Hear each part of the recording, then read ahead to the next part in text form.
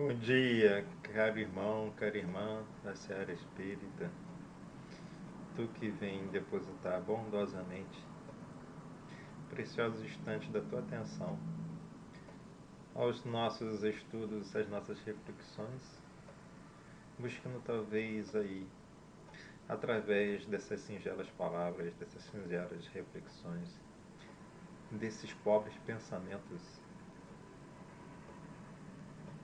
o exercício da sua transformação, das suas conquistas em plano menor, da sua evolução. Que Jesus nos acompanhe hoje e sempre, dia 24 de setembro de 2023. Bem-vindo a mais um episódio dessa nova página, dessa nossa página no capítulo da vida eterna. E como sempre fazemos, abrimos a preciosa página do livro Caminho, Verdade e Vida, obra psicografada por Chico Xavier, editada pelo seu amigo e mentor espiritual, Emmanuel. A lição é a 24, o tesouro enferrujado. O vosso ouro e a vossa prata se enferrujaram. Tiago, capítulo 5, versículo 3. Os sentimentos do homem, nas suas próprias ideias apaixonadas, se dirigidos para o bem, produziriam sempre, em consequência, os mais substanciosos frutos para a obra de Deus. Em quase toda parte, porém, desenvolvem-se, ao contrário, impedindo a concretização dos propósitos divinos, com respeito à redenção das criaturas. De modo geral, vemos o amor interpretado tão somente à conta da emoção transitória dos sentidos materiais. A beneficência produzindo perturbação entre dezenas de pessoas para atender a 3 ou 4 doentes. A fé organizando guerras sectárias, o zelo sagrado da existência criando egoísmo fulminante. Aqui o perdão fala de dificuldades para expressar-se ali. A humildade pede a admiração dos outros. Todos os sentimentos que nos foram conferidos por Deus são sagrados. Constituem o ouro e a prata de nossa herança, mas, como assevera o apóstolo, deixamos que as dádivas se enferrujassem no transcurso do tempo. Faz-se necessário trabalhemos afanosamente por eliminar a ferrugem que nos atacou os tesouros do espírito. Para isso, é indispensável compreendamos no Evangelho a história da renúncia perfeita e do perdão sem obstáculos, a fim de que estejamos caminhando verdadeiramente ao encontro do Cristo. Página maravilhosa que nos cala profundamente o exercício ou a síntese da qual necessitamos trilhar. Irmão, irmão, não deixai que a ferrugem te corroa destinos, te corroa à vontade, que tu transformes as necessidades materiais, não, como diz a lição aqui tão maravilhosamente,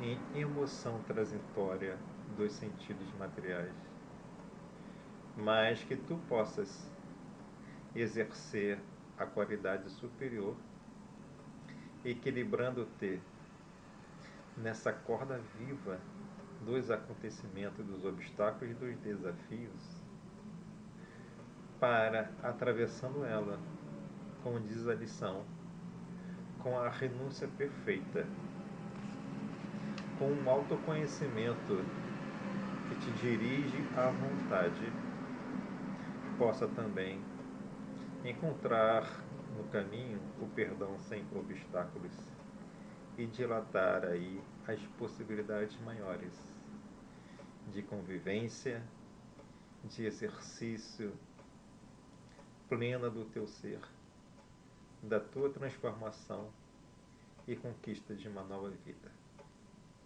Seja bem-vindo mais uma vez. Que assim seja.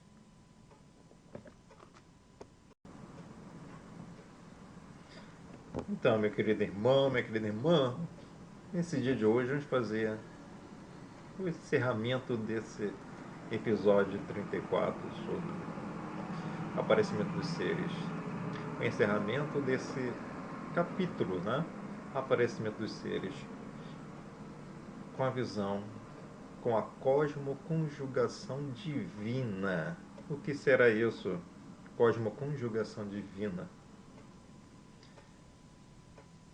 Que na realidade explicita o conceito da existência de uma lei de cosmoevolução universal.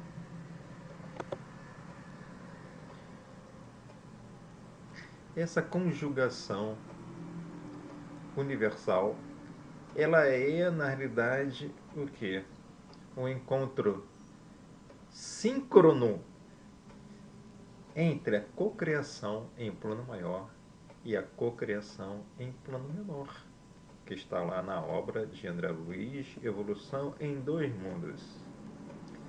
Podemos assim representar que a vastidão do universo se expande por meio dos cientistas celestiais, dirigidos por governadores divinos, da qual Jesus é um dos seus representantes,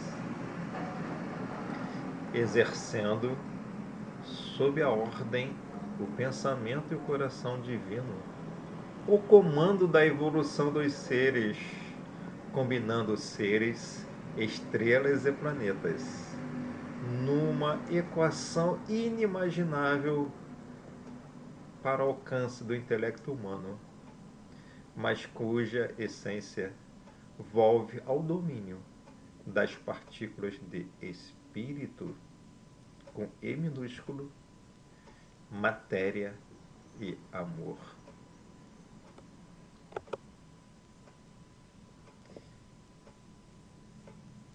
E essa conjugação da cocriação do plano maior com o plano menor, ela, portanto, é regida por uma lei da cosmoevolução universal, ou ela se desenvolve por uma lei da cosmoevolução universal, em que nós vemos, portanto, desde a criação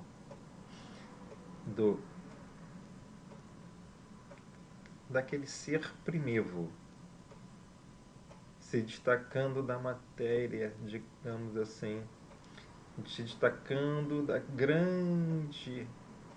do grande mar que é a inteligência, que é o princípio da inteligência universal.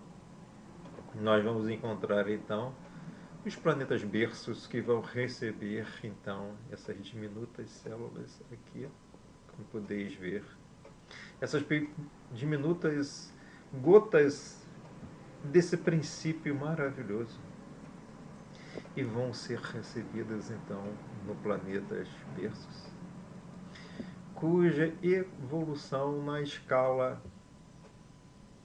dos milhares de séculos até a condição de uma vida superior em conjugação maior com Deus, em que irão habitar os planetas celestes. Portanto, dos planetas berço aos planetas celestes se apresenta o concerto divino das diversas moradas, adequadas à diversidade das escalas evolutivas, do primeiro estado do ser princípio inteligente aos divinos governadores celestiais. Em tudo isso, ao amor e à divina inteligência maior. Meus queridos irmãos, minhas queridas irmãs, queremos aí demonstrar claramente ao longo desses capítulos que tanto a evolução do ser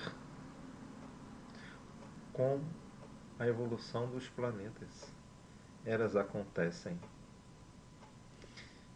em duas leis: a cosmo-cocriação maior, em plano maior, que são os divinos construtores celestiais,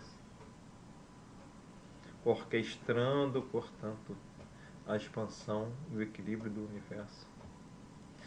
E o nascimento das vidas, como nós já dissemos aqui, que vida, no conceito espírita, ele é, na realidade, apenas a integração do princípio vital com a matéria orgânica.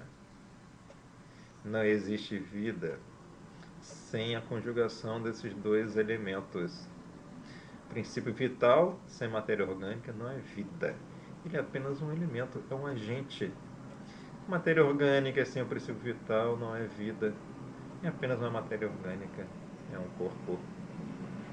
Da união desses dois agentes que se dá vida a um corpo que vai ser intelectualizado por um ser. Portanto, nós ficamos diante de duas questões universais. Uma é a intelectualização do corpo, que é através de um espírito. E a outra é apenas a vida daquele corpo, ou seja, que é, podemos dizer, a introdução ou a integração entre o princípio vital e aquele corpo, na qual os espíritos nos deduziram tão amavelmente como animalização do corpo. Portanto, se distingue claramente a animalização do corpo, que é a união do princípio vital com a matéria orgânica, e a intelectualização do corpo, que é a união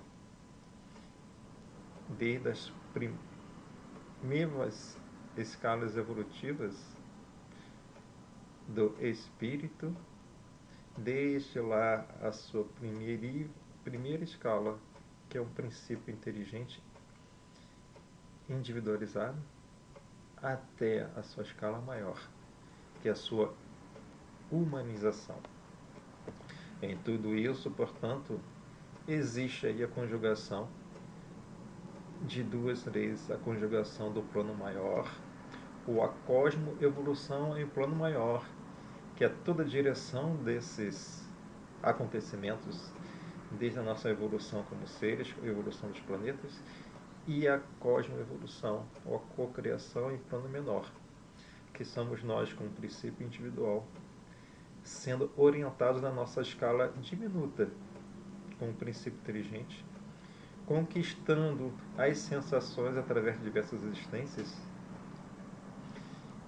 adquirindo a potência dessas sensações, ou potencializando essas sensações no nosso psicossoma, o corpo espiritual, que vai se desenvolvendo e formando aí toda a essência do nosso corpo, através da organização do nosso psicossoma, o corpo espiritual, ou perispírito, dos centros vitais, até que possamos alcançar numa escala evolutiva a dádiva de recebermos o prêmio de uma direção individual, que é a nossa humanização, em que temos a plenitude da nossa consciência, em avanço a uma consciência maior, em que temos a plenitude da formação do nosso psicossoma, com todos os seus centros vitais constituídos,